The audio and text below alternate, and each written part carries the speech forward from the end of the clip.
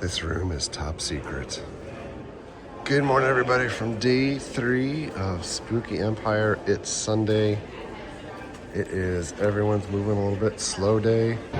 Butch Patrick is over here with Daniel Roebuck and real life monsters.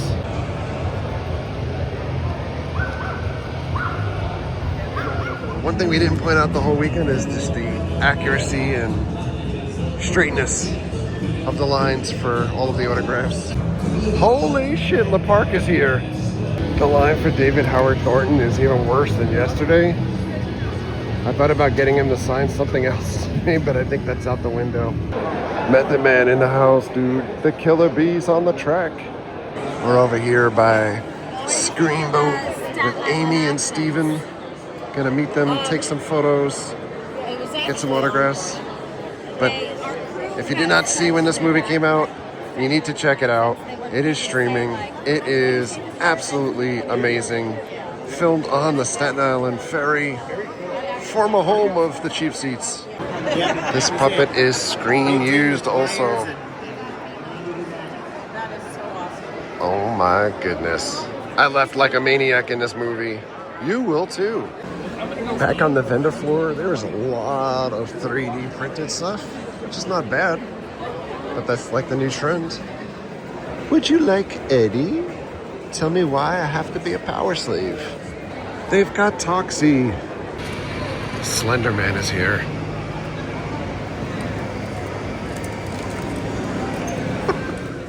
Little Art is back.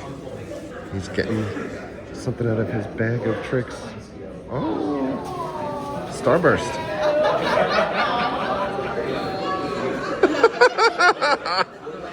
It's gonna kill Jesse. Oh, don't kill me. Oh! You're trying to kill me. Oh, good God. Next up, Terrifier panel. Terrifier Kid is in the aisles.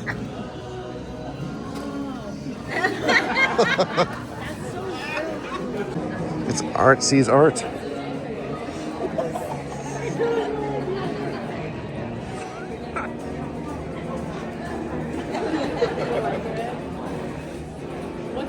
Oh, goodness gracious. What's coming out of the bag this time?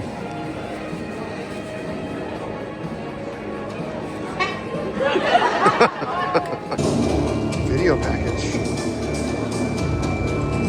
Underway up first we have Chris Jericho!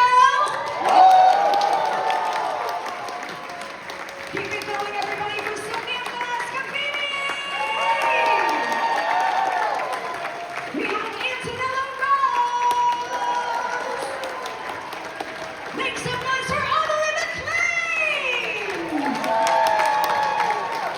And last but certainly not least, David Howard Thornton!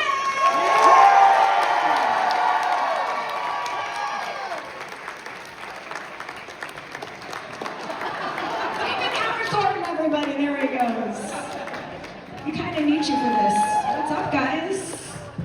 Oh my goodness. How are y'all? Good, how are you? I'm so good. This is so exciting. I say let's just get right into it since I'm sure there's going to be a lot of questions. So I don't know whether you guys saw the video that happened backstage and all of y'all saw. So something that I guess has been rumored now is, according to psychologists, people who enjoy watching Art the Clown are potential psychopaths. True. Any insights to this claim? It's not bad. It's not a bad thing. It's not a bad thing. It's so funny. He does such a great job, David, here as Art the Clown. Am I right? So yesterday, being the father of the year that I am, I took my daughters to see Terrifier 2 and Terrifier 3. They were like 16 at the time. So yesterday, I took my one daughter to meet Art when he was in full regalia. And he's totally silent, and he just does the thing with his hand, a little wave. She was so freaked out by this guy standing there silent. It just shows, it's like you see him in real life in that clown costume. It's fucking freaky, man. Mother would approve.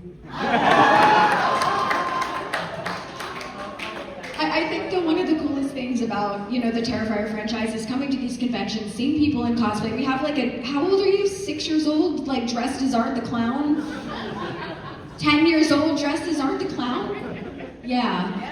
He was also he was in character before the panel. He helped get things underway. What is this like for you guys, walking around these conventions, seeing people dressed as people from the Terrifier franchise? It has to be so surreal. It's pretty cool. I mean, I used to be a cosplayer myself. I used to cosplay Joker a lot at conventions. Stop it. You're putting a smile on my face. But yeah, I love it though, because I did it because I love the characters so much, and that's why I wouldn't, cosplay, and that's why so many cosplayers do what they do. So seeing other people cosplaying myself and all these other characters is just so cool to see. It just makes me feel so warm and tingly inside. I love seeing all the little ones as Pale Girl. All the little girls, they're so sweet. I love seeing Vicky, but I also feel terribly for anyone who has to wear that prosthetic or the mask, because I know they can't see and they're suffering deeply, so I'd respect. So I wanted to know, what was the funniest or most absurd thing that happened on set in contrast to what we actually saw in the film? Oh God. Which film? Any of them. Well, I guess probably the craziest one for me was in part 2. Basically, every single film, cops have been involved in some way or the other in something that we're doing. In part 1, I had a whole entire SWAT team show up because these two ladies saw me in a window when they were having an argument outside in Trenton, New Jersey at 2 o'clock in the morning, so that was fun. But part 3, we had an FBI raid that happened in the building we had been filming in for the bar scene, and we didn't know we were under surveillance the whole entire time. And it was like, oh great, they've seen a lot. And we were joking around about things because we were using the powder for the snow, the freeze gun, and oh yeah, it's cocaine. We're oh no. The feds have got that on tape now. We're no, it's fake, oh no. But in part 2 is when we were doing the laundromat scene. She wasn't there at that point though, but it's when I was basically entirely naked, covered in blood, and we had done some exterior shots of me walking into the laundromat, and I'm covered in blood. And we're filming, and all of a sudden the cop car just whoop whoop comes up. I'm like, oh no, not again. And I'm just sitting on the chair, just with a newspaper over me, and Damien's like, Dave, you gotta mess with the cops. I'm like, absolutely not. He's like, no, it'd be hilarious. We get on tape, it'd be hilarious. I'm like, absolutely not. And cop comes out, and it's like, oh, great. And she comes in, and she's like, I hear there was a clown covered in blood that came in here, and I'm just leaning forward, I'm like, hi, it's me. She's like, can you stand up for us, sir? I'm like, you do not want that. I'm gonna stay right here with this newspaper, and yay. And she's like, oh, you must be filming. Yes, ma'am, we are filming a movie. I'm like, thank you, so yeah. So it's a running gag now with the cops. I got to put my fingers in Chris's mouth. I think we spoke about that yesterday, which was that a highlight for me? I don't know. She was so polite about it though. She's supposed to rip my jaw off. That's kind of the idea of the kill. And she's like, is it okay if I put my fingers in your mouth? I'm like, you pretty much have to. Well, Damien was like, so can you put your fingers in Chris's mouth? And I'm like, I don't know, Chris, are you in my mouth? Are you okay with that? It was crazy though for that scene because what they do now to get the bust of your head is they just do a digital scan, not a mold like they used to use. So I went to LA and I get the digital scan. It literally takes, 20 minutes, doesn't take long. I show up on set and there's this head of Chris Jericho that looks exactly like my head. It's the same, it's freaky. The skin is the same, it's got whiskers, the hairline's the same. So we do the scene, and she puts her fingers in my mouth, and then the blood's gushing, and the art comes over, and basically the two of them just fuck me up bad. And then they go cut, and then in comes the bust of my head. And I'm 10 feet behind the camera, watching these psychos pull my jaw off. And it's the skin is stretching, but if it doesn't break, cut, the skin's not stretching, it's not supposed to stretch that much. Restructure the jaw. So they put it back on again, and now I gotta watch this. It's like living death, watching myself get my face torn off. I'm like, guys, I'm right here. Couldn't you have waited? I feel like I looked at you and you were smiling. It was a grimace. My favorite one is Santa Claus. I love ruining Christmas in that way. And I think it is such an iconic type of art, the clown kill, because it's very creative. It's kind of funny at the same time. It's very gory as well. And it was just such a fun scene to film. The whole entire bar scene is my favorite thing I've filmed so far, because it was just, I was being able to just do comedy with some, screen legends, so that was a lot of fun for me. But we were actually going to take that kill scene a little bit further, but we literally ran out of time. I was going to take coal and light it on fire, kind of juggle it around like it's hot, and then shove it into his eyeballs. But we ran out of time that day. It was like, dang nabbit, but we still got the carrot in the nose because we wanted to go for that full snowman effect. So yeah, I love that one. It's just fun. Thoughts on that? Oh gosh, no. That's funny you mentioned that, because I've actually had arguments with people over that. They're like, that was Mark Hamill doing that. I'm like, no, thank you. Thank you. No, that was Mark Hamill. I know Mark Hamill's voice. I'm like, no, we did not have a budget for Mark Hamill. But that would have been amazing too. I actually recorded that as a placeholder too, because Damien was just going to get a voice actor, and he's like, Dave, can you just, record something for this so I have something just so we can do timing. I'm like, yeah, sure. And I can't half-ass things, so I just had fun with it. And he's like, dude, we're just gonna use this. I'm like, awesome, sweet. I actually get some voiceover credit in this movie. Fantastic. But what was the question? Oh my god.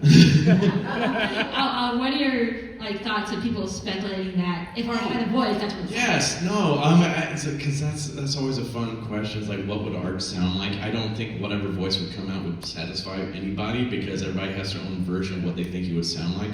To me, I think it would be hilarious if you had a very posh British accent. Oh yes, hello there. So first I'm gonna cut all of you in half and everything from the head to tail. I don't know. It's gonna be so much fun.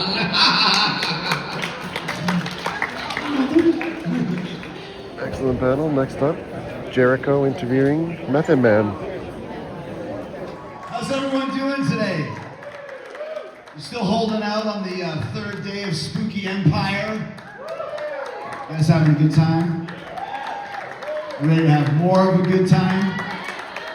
Should we bring them out? Ladies and gentlemen, the legendary Method Man!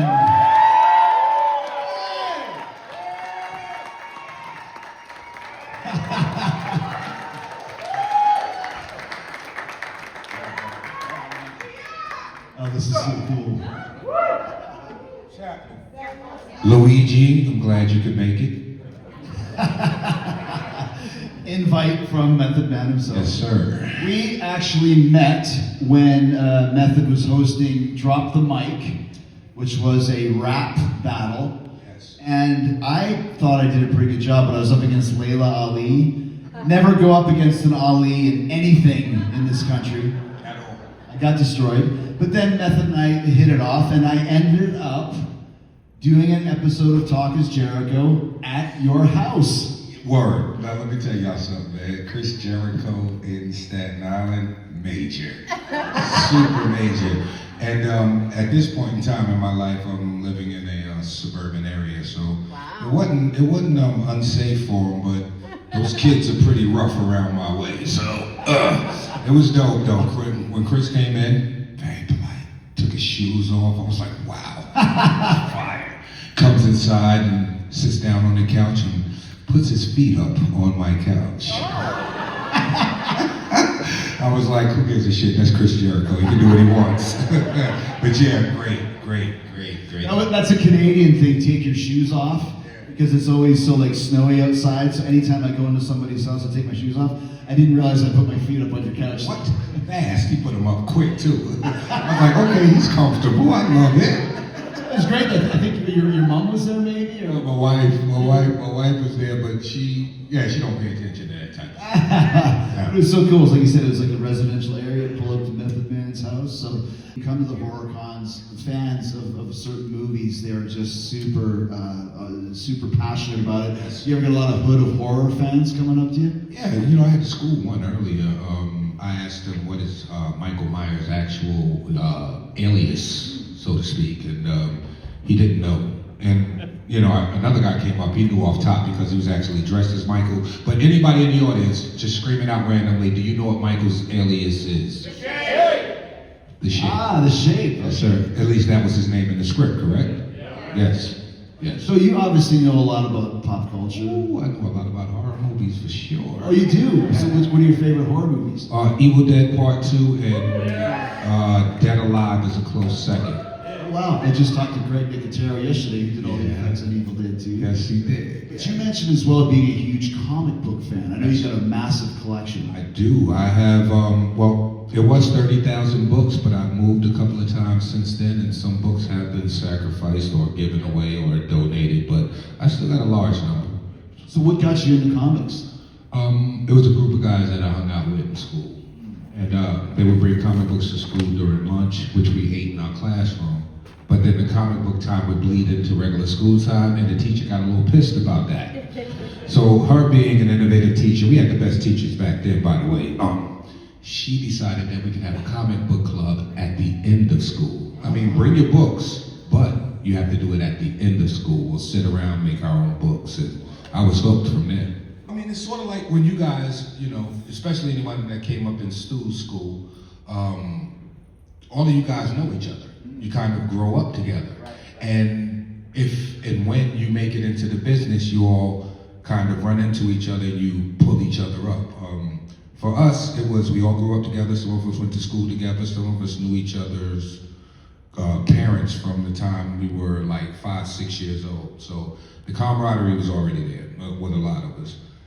The rhyming element of it was more each one teach one kind of thing, and it was a moment in the 80s where hip hop was just taking over everything and everyone thought they were an MC. But out of all these MCs, these particular guys stood out. And again, RZA being the genius that he is, because he was the common denominator between all of us, he kind of put this motley crew together. And yeah, like I said, everybody knew their assignment, and next thing I know, we were on the road touring and getting awards and magazine covers, and it's basically the American dream, Wu-Tang style. Yeah. Panel's done. That was awesome. One more time back to the front. Hey, Beetle. And then the costume contest to wrap up the day. Oh. It's very confused.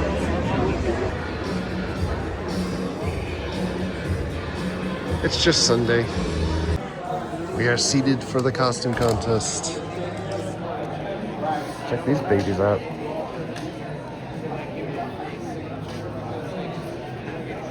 Check out that guy's head. If you are sleepy, you look a little hungover. I would look that way too, but I put on a pound of makeup. Thank you, so do you. But when I come out in all of this and you guys go, woo, it feels a little disappointing that I woke up so early. So I'm gonna try it again. Okay, I'm gonna say, afternoon everybody, and then I need you to actually like wake up. Can you do that? Good afternoon everybody, and welcome to Costume Contest!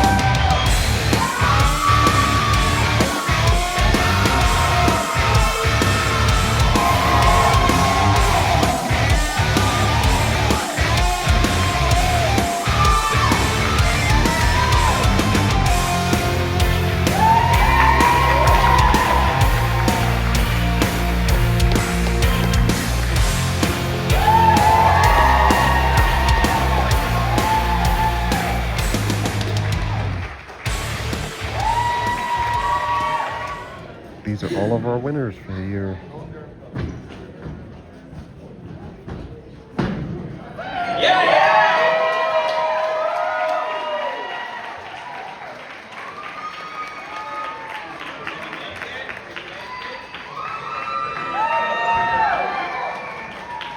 Give it up for your best in show!